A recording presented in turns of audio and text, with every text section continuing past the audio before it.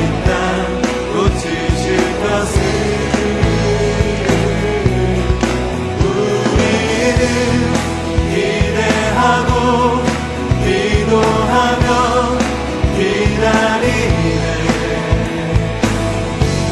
주 예수의 이름 높이 서리라.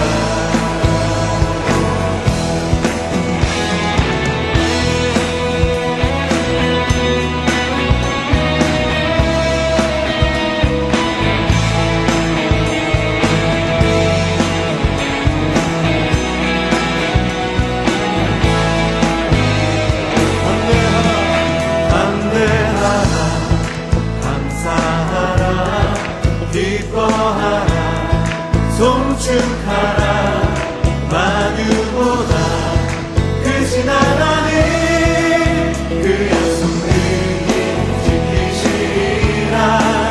그 약속 능히 지키시리라.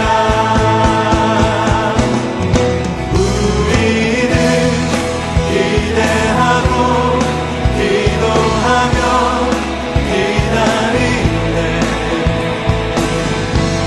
주께서 이 땅 고치실 것을 우리는 기대하고 기도하며 기다리네. 주 예수의 이름 높이 서리라. 담대하라 담대하라 감사하라 기뻐하라 송축하라 만유보다 크신 하나님 그 약속 능히 지키시리라. 그 약속 능히 지키시리라. 우리는 기대하고 기도하며 기다리네. 주께서 이 땅 고치실 것을 우리는 기대하고 기도하며 기다리네. 주 예수의 이름 높이 서리라. 우리는 기대하고 기도하며 기다리네. 주께서 이 땅 고치실 것을 우리는 기대하고 기도하며 기다리네. 주 예수의 이름 높이 서리라. 주 예수의 이름 높이 서리라. 주 예수의 이름 높이 서리라.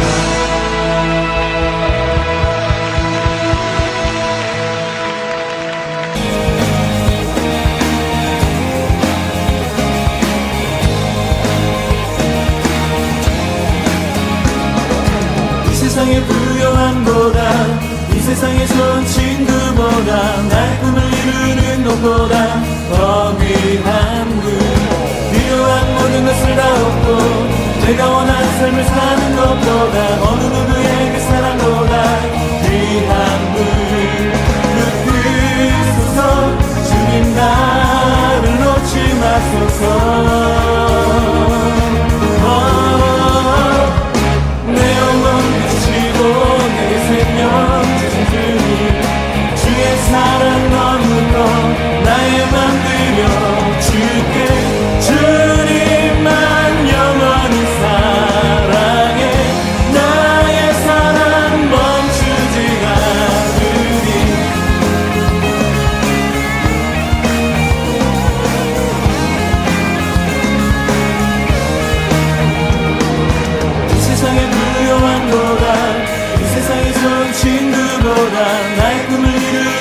사랑보다 더 귀한 분 필요한 모든 것을 다 얻고 내가 원하는 삶을 사는 것보다 어느 누구에게 사랑보다 귀한 분 그 뜻에서 주님 나를 놓지 마소서 내 영혼 주시고 내게 생명 주신 주님 주의 사랑 머물러 나의 맘 들여 주께 주님만 영원히 사랑해 나의 사랑 멈추지 않으리 주님만 영원히 사랑해 나의 사랑 멈추지 않으리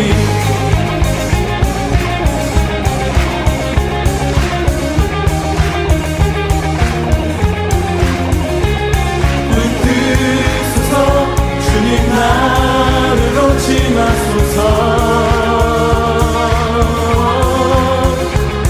붙드소서 주님 나를 놓지 마소서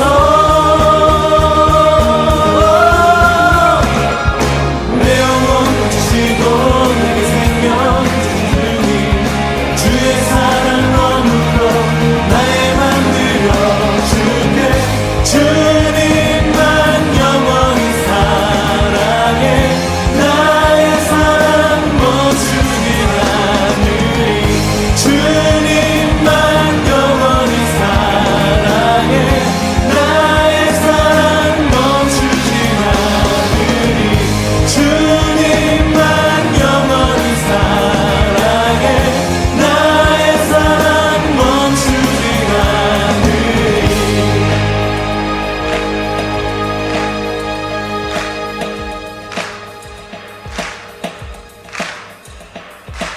붙드소서 주님 나를 놓지 마소서 붙드소서 주님 나를 놓지 마소서 붙드소서 주님 나를 놓지 마소서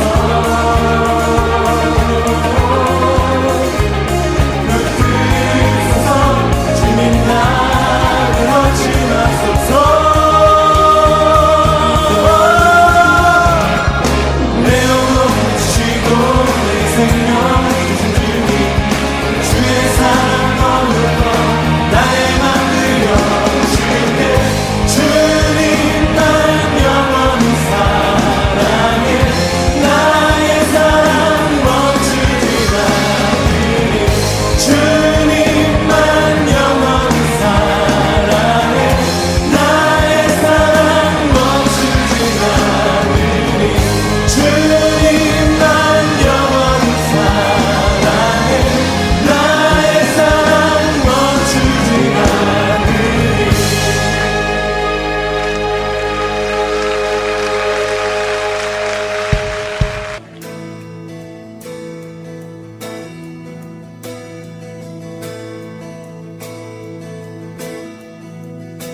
주 예수보다 귀한 것은 없네 주 예수보다 더 값진 것은 없네 날 위해 죽으신 주 바꿀 수 없네 세상 자랑 즐거움 이길 수 없네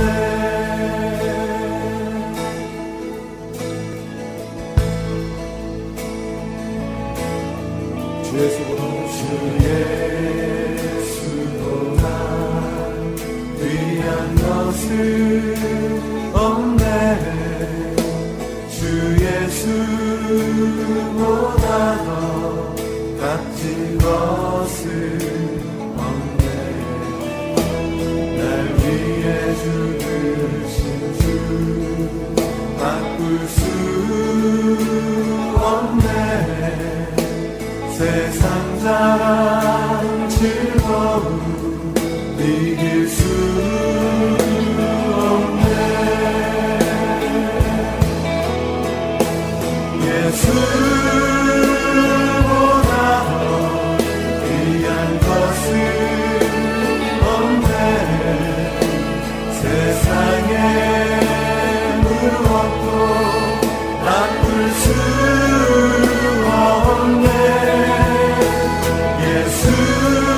예수보다 더 귀한 것은 없네.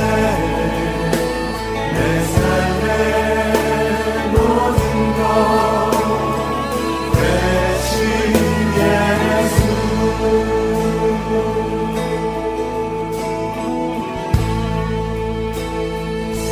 주 예수보다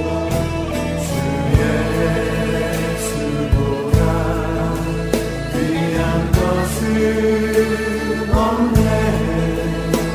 주 예수보다 더 값진 것은 없네. 날 위해 죽으신 주 바꿀 수 없네. 세상 자랑 즐거움 이길 수 없네.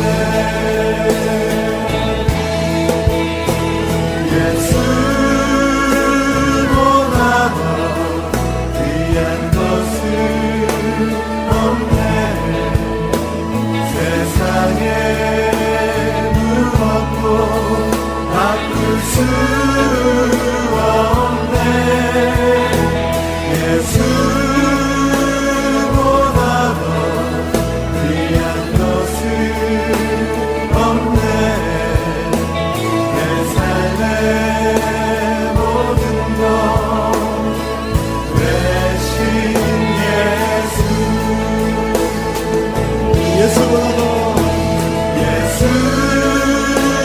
예수보다 더 귀한 것은 없네. 세상에 무엇도 바꿀 수 없네.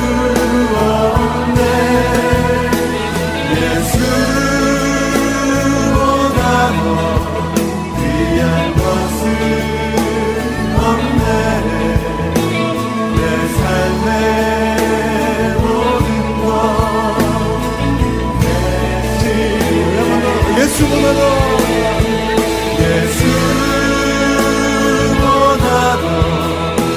귀한 것은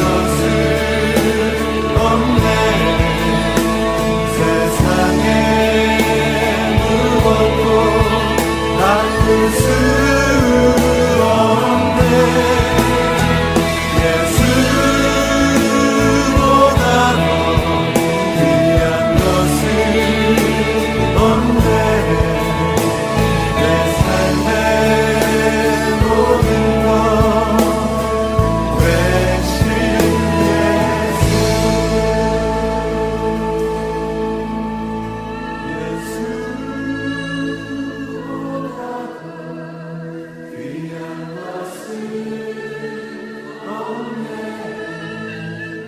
세상에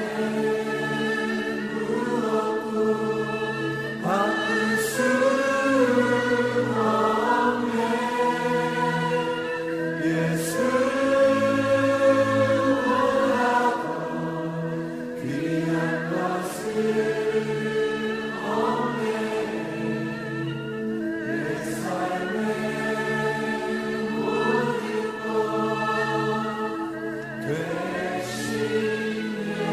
없네. 예수보다 더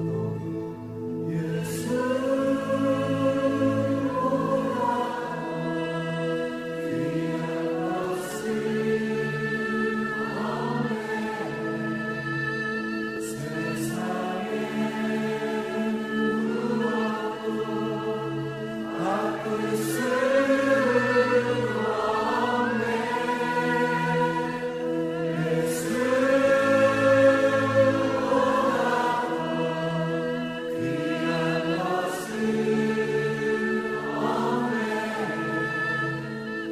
내 삶의 모든 것 대신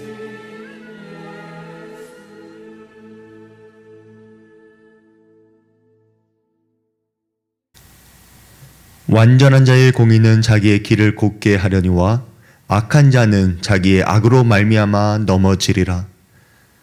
공의로우신 하나님 아버지, 주님께서 주의 길을 곧게 하심을 믿습니다. 하나님의 주권에 순종하며 하나님의 때를 기다립니다. 주의 자녀들이 죄의 길에 서지 않게 하시고 오만한 자들의 자리에 앉지 않도록 저희의 마음과 발걸음을 붙잡아 주시옵소서. 하나님의 크신 섭리를 신뢰하는 성도들 되게 하시고 보좌 위에 앉으신 하나님과 어린 양께 찬양하는 성도 되게 하여 주시옵소서. 오늘도 하나님의 크신 은혜에 감사 감격하며 예배를 드리는 모든 성도들의 마음을 기뻐 받아 주시옵소서. 예수님의 이름으로 기도드립니다. 아멘. 주안교회 온라인 예배 참석하신 모든 분들을 진심으로 환영합니다. 오늘부터 예배 제한이 완화되었습니다. 예배 준비 인원뿐만이 아니라 예배 참석하시는 원하는 모든 분들이 20명 제한으로 참석하실 수 있습니다. 저희 주안교회는 2군데의 예배 공간이 있기 때문에 최대 40명까지 참석하실 수 있습니다. 10월 첫째 주 창립 예배는 추석 연휴 관계로 둘째 주로 연기하도록 하겠습니다. 연휴에 들뜬 마음과 피로가 아니라 설레고 기쁜 마음으로 창립 예배를 준비했으면 좋겠습니다. 감사합니다.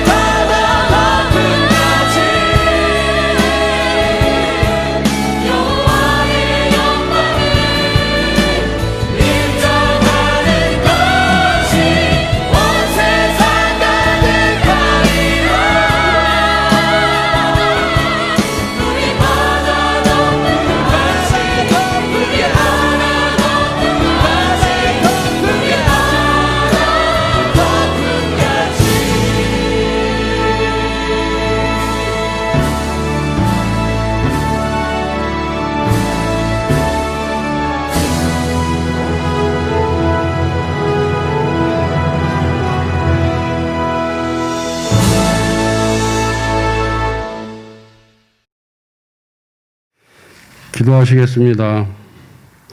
나는 포도나무요 너희는 가지라. 그가 내 안에 내가 그 안에 거하면 사람이 열매를 많이 맺나니 나를 떠나서는 너희가 아무것도 할 수 없음이라. 오늘도 하나님의 빛이 우리에게로 향하사 우리를 그 사랑으로 감싸 주옵소서. 우리의 삶을 되돌아보게 하시며 세상에서 우리의 생각대로 살아온 저희들 교만하고 오만하고 사명과 책임을 다하지 못한 죄의 짐들을 이 시간 다 내려놓게 하여 주시옵소서. 저희들의 심령을 주님의 성령으로 녹이셔서 뜨거운 사랑 안에서 진심으로 반성하고 회개하는 저희들 되게 하여 주시옵소서. 주님을 통해서 새로운 삶을 살게 하여 하는 저희들 되게 하여 주시옵소서. 오늘도 간절한 기도를 통해서 우리 주님을 감동시키는 이 예배가 되게 하여 주시옵소서. 주님, 코로나19로 인해 나라와 교회가 어렵고 힘든 이 시기에 하나님이 돌봐 주셔서 하나님이 참견하시어 코로나19로 인해 고통받지 않게 하시고 고통받는 이들을 하나님께서 고통에서 벗어나게 하시고 이들을 치료하여 주시옵소서. 주님, 말씀을 전할 목사님에게 주님의 능력과 강한 팔로 들어 사용하시고 이 시간 하늘의 말씀을 통해서 천국문이 열리게 하시옵소서. 그리하여 하늘의 좋은 소식을 전하는 선택받은 주님의 사자 되게 하여 주시옵소서. 말씀 속에서 하늘문이 열려서 성령의 단비가 우리에게 임하게 하여 주시옵소서. 이 예배를 통해서 하나님의 마음을 움직일 수 있는 능력이 임하게 하시옵소서. 주님에게서 우리 곁에 오셔서 앞으로 되어지는 모든 계획과 꿈이 이루어지는 시간 되게 하여 주시옵소서. 하는 일마다 함께 하셔서 만사 형통으로 기업을 소유하는 저희들 되게 하여 주시옵소서. 이 시간 성령 충만받아 주신 사명과 책임을 잘 감당하는 저희들 되게 하여 주시옵소서. 또 병들고 고통받는 가정도 있습니다. 또 어렵고 힘든 가정도 있습니다. 우리 주님께서 항상 살펴주시옵소서. 예배를 위해 봉사하는 손길도 있습니다. 힘을 다하여 수고할 때마다 주님의 위로가 넘쳐나게 하시고 하늘의 심령한 복을 채워 주시옵소서. 이 모든 말씀 거룩하신 예수 이름으로 기도드렸사옵나이다. 아멘. 보라, 그의 마음은 교만하며 그 속에서 정직하지 못하나 의인은 그의 믿음으로 말미암아 살리라. 그는 술을 즐기며 거짓되고 교만하여 가만히 있지 아니하고 스올처럼 자기의 욕심을 넓히며 또 그는 사망 같아서 족한 줄을 모르고 자기에게로 여러 나라를 모으며 여러 백성을 모으나니 그 무리가 다 속담으로 그를 평론하며 조롱하는 시로 그를 풍자하지 않겠느냐.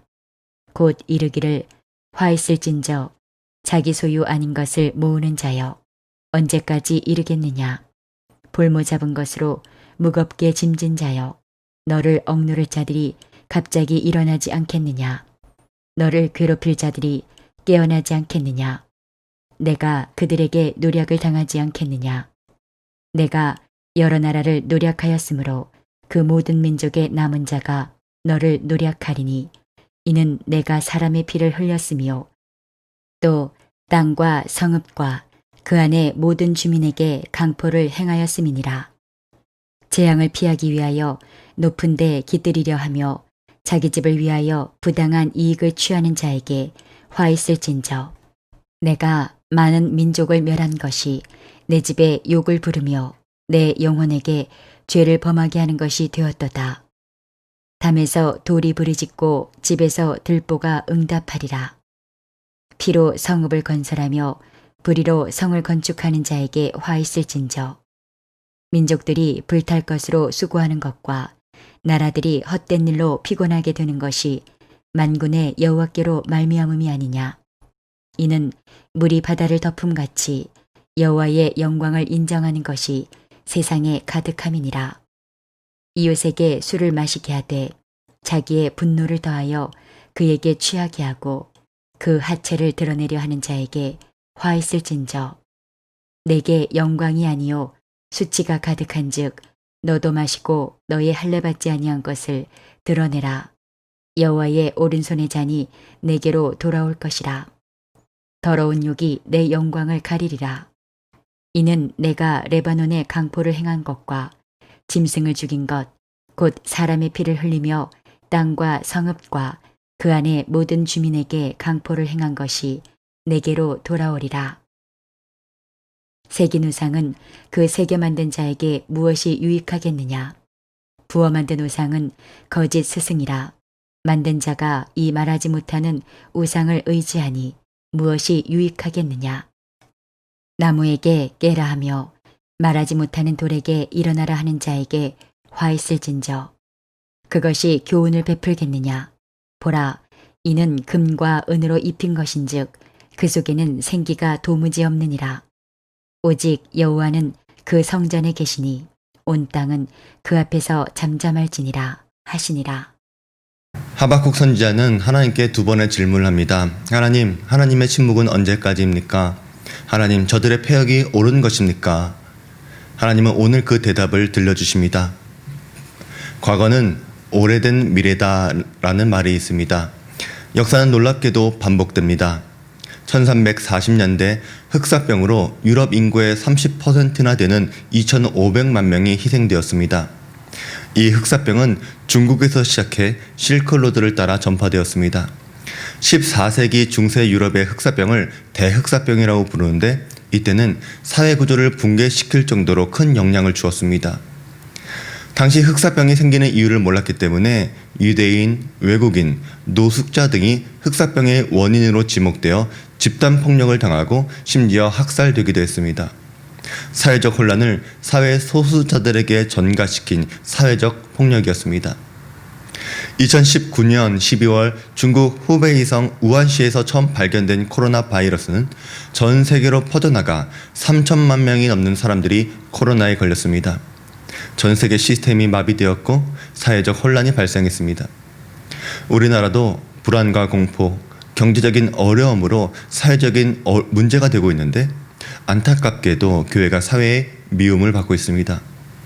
그러고 보면 흑사병과 코로나가 참 비슷한 것 같습니다.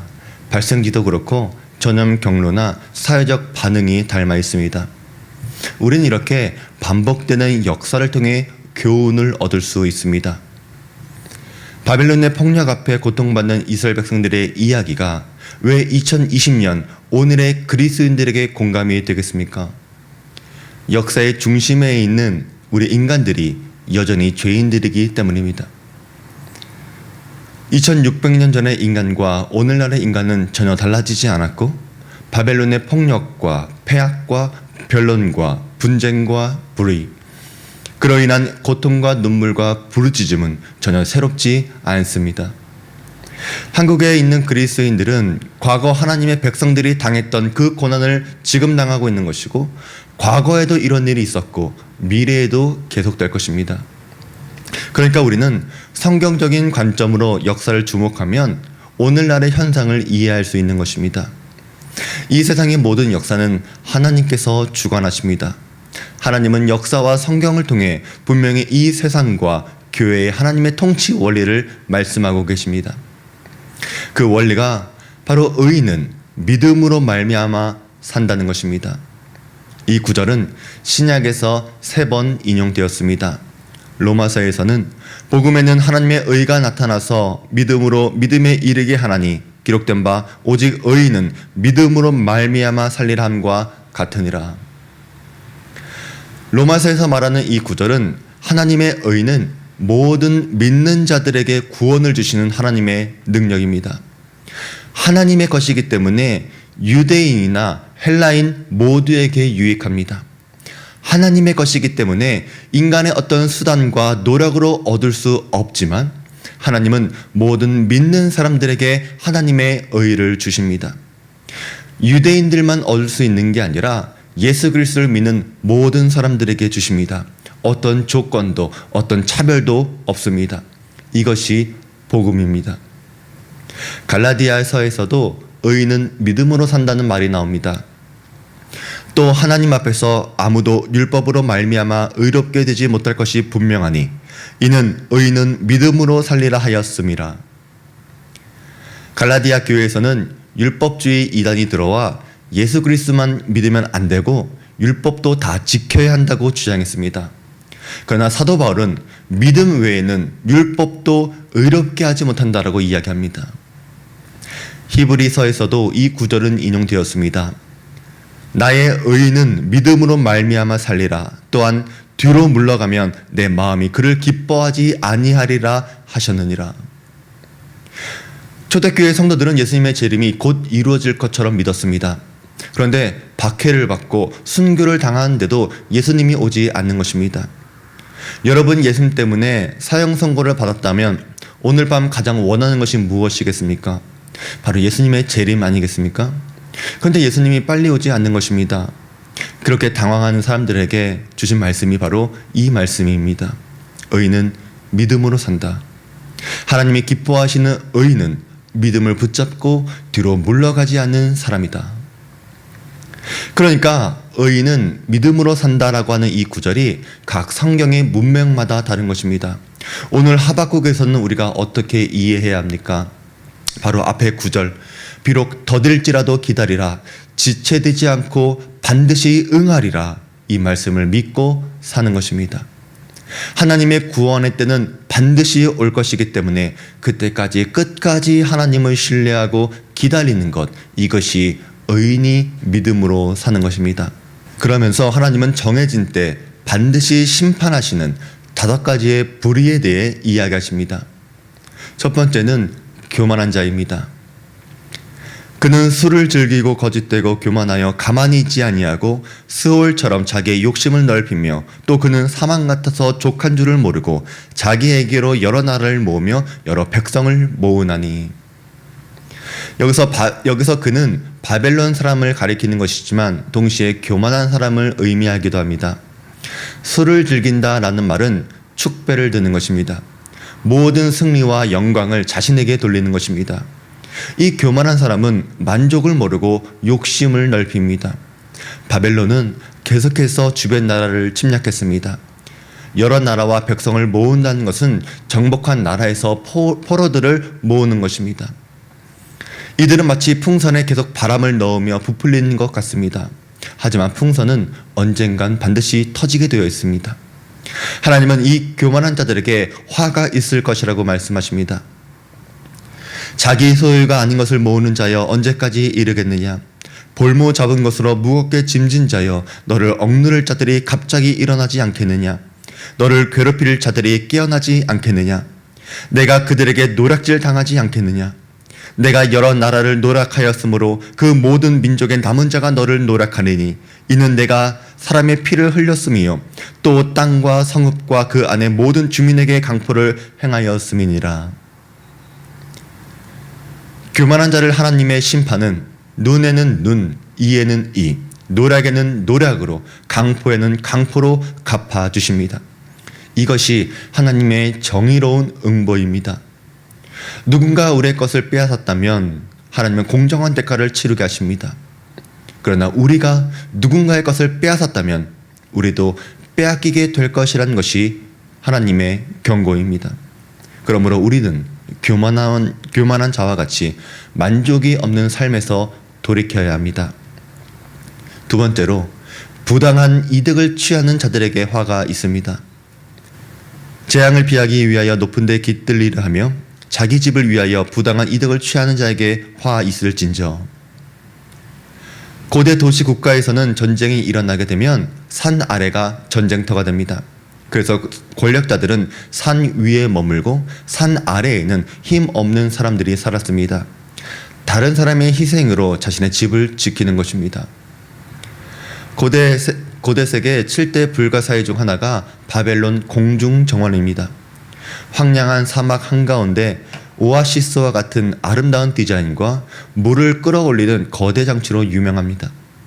이것은 바벨론 왕 느부갓네살 2세가 왕비를 위해 지은 궁전입니다. 그러나 화려함 뒤에는 약자들에게 행한 폭력이 있습니다. 인도의 타지마할도 그렇습니다. 무굴 황제 샤자한이 아내를 위해 22년 동안 2만 명이 넘는 노동자를 동원해 지었습니다. 우리나라 흥선대원군도 왕실의 존엄성을 천하에 과시하겠다 해서 경복궁을 재건했는데 이 과정에서 당백전을 주조하고 원납전을 강제 징수하면서 백성들의 고통은 더해갔습니다. 그러니까 부당한 이득을 취한다는 것은 타인이 누려야 할 자유와 권리와 재산을 나와 내 가족을 위해 뺏는 것입니다. 나라의 지도자가 부당한 이득을 얻으려고 하면 민심이 악화되고 국가가 쇠퇴합니다. 역사가 반복된다는 것을 기억한다면 오늘날 우리가 사는 세상도 그렇습니다. 자신의 이익을 가치 판단의 최우선으로 여기는 사람에게 이웃은 도구입니다. 인간의 도덕성은 내 양심을 지키는 것도 있지만 이웃과의 관계를 통한 도덕성도 있습니다. 이웃을 위해 나의 몫을 양보하는 것도 도덕입니다. 그런데 자본주의 사회에서는 양보는 미덕이 아니라 어리석음입니다. 그러나 하나님은 그들에게 화가 있을 것이라고 말씀하셨습니다. 내가 많은 민족을 멸한 것이 내 집에 욕을 부르며 내 영혼에게 죄를 범하게 하는 것이 되었도다. 담에서 돌이 부르짖고 집에서 들보가 응답하리라. 자기 집을 위해 많은 민족을 약탈하고 약자를 괴롭혔을 때 사람들이 죽고 빈집만 남게 되어도 담장의 돌들과 들보가 증인이 될 것입니다. 가인이 아벨을 죽였을 때에 아벨의 핏소리가 땅에서 호소했듯이 부르짖음을 들으신 하나님은 불의한 이득을 취하는 이들을 반드시 심판하십니다. 세 번째로는 피로 성읍을 건설하며 불의로 성을 건축하는 자들에게 화가 있을 것입니다. 남의 생명을 뺏고 전쟁을 통해 부를 축적한 것을 하나님은 피로 세워진 성읍이라고 말씀하십니다. 제국이 확장할 때는 반드시 폭력이 따라옵니다. 일제강점기에도 폭력은 존재했습니다. 우리나라 국민들이 일본의 무자비한 폭력 아래 얼마나 많은 피를 흘렸습니까? 6.25 전쟁으로 동족 상잔의 비극을 겪을 때 이웃나라들은 부를 축적했습니다. 그러나 제국주의가 반드시 과거만의 일이 아닙니다. 우리나라가 다문화 국가로 바뀌어가면서 피부와 언어와 문화가 다른 사람들이 들어왔습니다. 그런데 이주민들을 대하는 우리의 자세가 제국적입니다. 한국말을 강요하고 저들의 이야기를 듣지 않습니다. 반말로 저들을 무시합니다. 열악한 환경에 이주 노동자들을 보내고 저들의 인권을 소중히 여기지 않습니다. 그렇게 자신들의 부를 쌓는 사람이 오늘날 없다라고 여러분 자신 있게 말할 수 있겠습니까? 제국주의는 대기업이나 재벌들만의 이야기가 아닙니다. 이런 피와 눈물과 불의로 자신의 기반을 쌓는 사람은 반드시 화가 있을 것입니다. 그래서 하나님은 이는 물이 바다를 덮은 같이 여호와의 영광을 인정하는 것이 세상에 가득함이니라 말씀하셨습니다. 여러분, 물이 없는 바다를 생각해 보시기 바랍니다. 거대한 바다 속에는 산도 있고 골짜기도 있고 에베레스트보다 더 깊은 심해가 있습니다. 인생과 고통은 깊은 골짜기처럼 내리막길도 있으며 산으로도 덮을 수 없는 상처가 있습니다. 육지의 모든 흙으로 바다를 메울 수 없습니다. 그러나 그 바다에 물이 가득합니다. 더 채울 수 없을 정도로 가득합니다. 바벨론의 폭력에 희생되는 아픔과 수치는 무엇으로도 메울 수 없지만 하나님의 영광의 날이 선포될 때 물이 바다를 덮은 같이 여호와의 영광이 온 세상에 덮여지게 될 것입니다. 바벨론이 패망할 때 역사의 주관자는 세상과 폭력이 아니라 하나님이심을 알게 될 것입니다. 이것을 이사야 선지자는 이렇게 이야기했습니다. 내 거룩한 산 모든 곳에서 해됨도 없고 상함도 없을 것이니 이는 물이 바다를 덮은 같이 여호와를 아는 지식이 세상에 충만할 것임이니라. 하박국은 여호와의 영광이 가득할 것이라 이야기했고 이사야 선지자는 여호와를 아는 지식이 충만할 것이다 이야기했습니다. 그러니까 선지자들은 우리에게 불의한 사람들이 가득할 것을 염려하지 말고 기다려라. 괴로움이 있어도 불의가 있어도 염려하지 말아라. 하나님의 정의의 날에는 하나님의 영광이 온 세상을 덮을 것이고 모두가 하나님을 알게 될 것이다 이야기하는 것입니다. 이것이 요한계시록 7장에 기록되어 있습니다. 이 일 후에 내가 보니 각 나라와 족속과 백성과 방언에서 아무도 능히 셀 수 없는 큰 무리가 나와 흰 옷을 입고 손에 종려 가지를 들고 보좌 앞과 어린 양 앞에 서서 큰 소리로 외쳐 이르되 구원하심이 보좌에 앉으신 우리 하나님과 어린 양에게 있도다 하니, 바로 이 날이 여호와의 영광과 여호와를 아는 지식이 온 세상에 가득한 날입니다. 이 일은 대환란 이후입니다. 그러니까 여호와의 영광의 날은 평온하게 지내는 어느 한 날에 찾아오는 게 아니라 강포와 불의와 부당한 이득과 하나님 백성을 향한 핍박과 조롱과 탄압과 대환란 뒤에 오는 것입니다. 저는 우리 성도들이 물이 바다를 덮은 같이 여호와의 영광과 여호와를 아는 지식이 온 세상에 가득할 날을 기다리는 분들 되기를 바랍니다. 이것이 믿음이 있는 의인의 삶입니다. 그러나 여전히 우리에겐 남은 수치가 있습니다. 술을 마시게 하고 취하게 하고 그 하체를 드러내는 자에게 화가 있을 것입니다. 이것은 전쟁 중에 자행될 성폭력을 암시하기도 합니다. 하체를 벗기는 것은 인간의 존엄성을 파괴시키는 것입니다. 십자가 처형이 수치인 것은 옷을 벗기기 때문입니다. 수많은 사람 앞에서 옷을 벌거 벗김으로 더 이상의 인간의 인격과 자존심까지 무너뜨립니다. 그런데 이렇게 한 사람에게 하나님은 어떻게 갚아주십니까? 너도 마시고 너의 할례 받지 아니한 것을 드러내라. 여호와의 오른손의 잔이 내게로 돌아올 것이라. 마태복음 20장에 보면 세베대의 두 아들의 어머니가 나의 이 두 아들을 주의 우편에 주의 좌편에 앉게 하소서라고 이야기할 때 예수님은 내가 마시려는 잔을 너희가 마실 수 있느냐 물으셨습니다. 겟세마네 동산에서도 아버지여 만일 아버지의 뜻이거든 이 잔을 내게서 옮기시옵소서라고 기도하셨습니다. 여기서 잔은 고통과 심판의 잔입니다. 그러니까 16절의 오른손의 잔은 하나님의 준엄한 심판과 고통입니다. 이것은 요한계시록에도 나옵니다. 또 여섯째 천사가 그 대접을 큰 강 유브라데에 쏟음에 강물에 말라서 동방에서 오는 왕들의 길이 예비되었더라. 큰 성이 세 갈래로 갈라지고 만구의 성들도 무너지니 큰 성 바벨론이 하나님 앞에 기억하신 바 되어 그의 맹렬한 진노의 포도주 잔을 받음에 각 섬도 없어지고 산 악도 간데에 없더라. 여기서도 그의 맹렬한 진노의 포도주 잔이라고 말합니다. 다니엘서를 보면 바벨론의 멸망의 순간을 기록했습니다. 페르시아가 성을 포위했는데 벨사살 왕은 귀족 1000명을 불러 예루살렘 성전에서 가져온 성물에 술을 부어 왕후들과 후궁들이 더불어 마셨습니다. 페르시아군은 상류의 물을 분지로 돌려서 바벨론으로 가는 물의 수위를 낮추었습니다. 특공대는 얕아진 강바닥을 통해 바벨론의 수비대를 따돌리고 그날 밤 술자리 잔치에서 왕을 죽였습니다. 하나님은 반드시 심은 대로 거두게 하십니다. 술 마시고 취하고 수치를 주던 자들에게 하나님의 오른손의 잔으로 갚아주십니다. 그러나 우리 사랑하는 성도 여러분, 심은 대로 거두는 세상이 정상적인 세상입니다. 심어도 거두지 못하는 세상이 불공평한 것입니다. 18절부터는 우상에게 절한 사람에게 화가 있을 것이라고 말씀하십니다. 새긴 우상은 그 새겨 만든 자에게 무엇이 유익하겠느냐? 부어 만든 우상은 거짓 스승이라. 만든 자가 이 말하지 못하는 우상을 의지하니 무엇이 유익하겠느냐? 나무에게 깨라 하며 말하지 못한 돌에게 일어나라 하는 자에게 화 있을진저 그것이 교훈을 베풀겠느냐?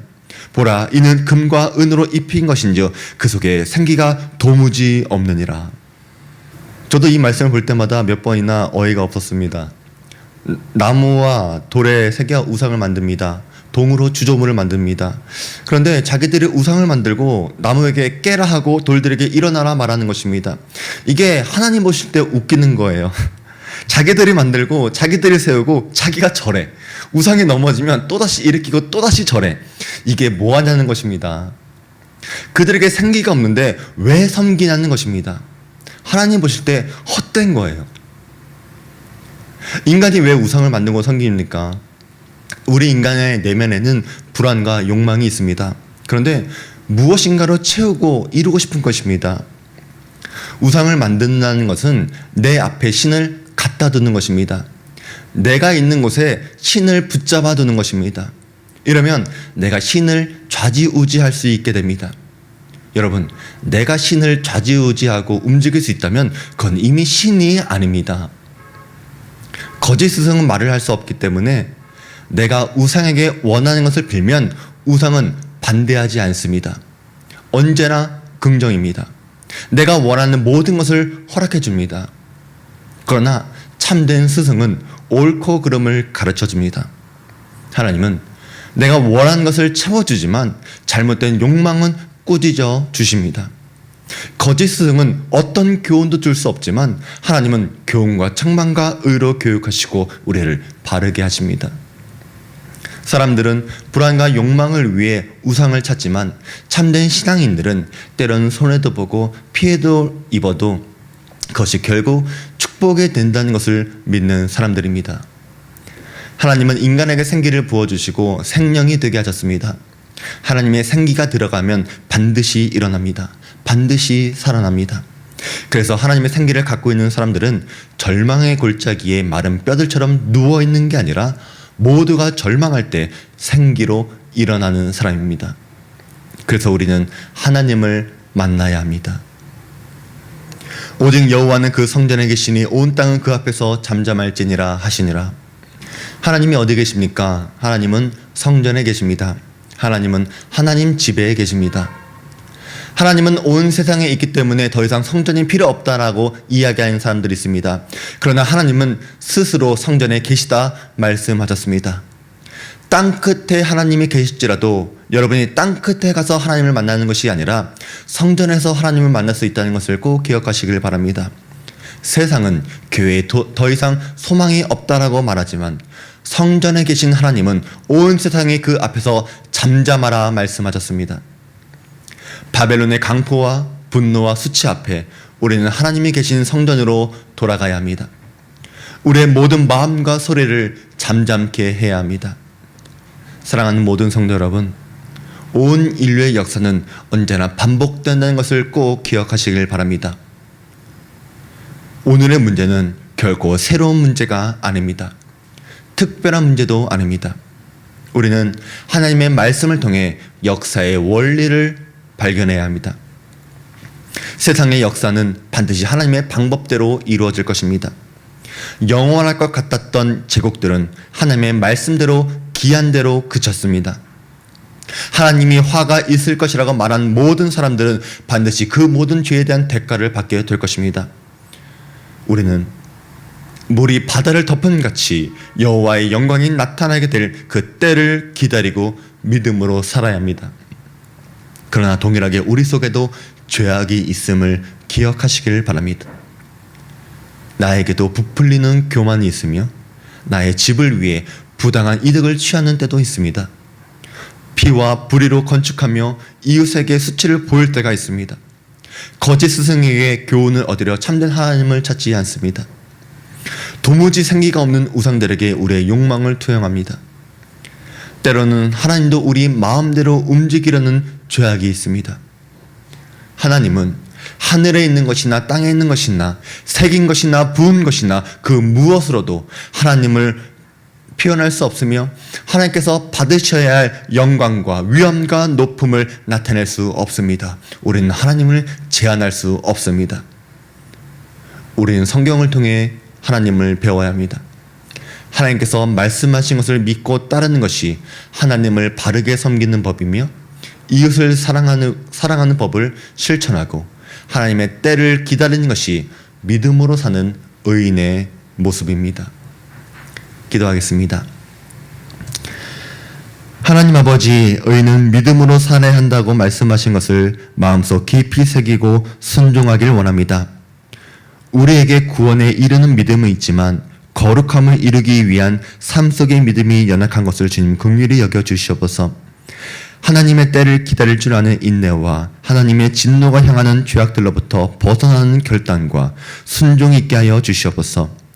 역사의 주관자 되신 하나님께서 세상을 통치하시는 원리를 깨달아 세상의 변화에 휩쓸리지 않고 의인의 길을 걸어가는 모든 성도 되게 하여 주시옵소서. 물이 바다를 덮음같이 하나님의 영광과 여호와를 아는 지식이 올 그날을 사모하는 성도 되게 하시고 하나님이 계신 성전을 하루속히 달려올 수 있도록 환경과 모든 삶의 방향을 주관하여 주시옵소서.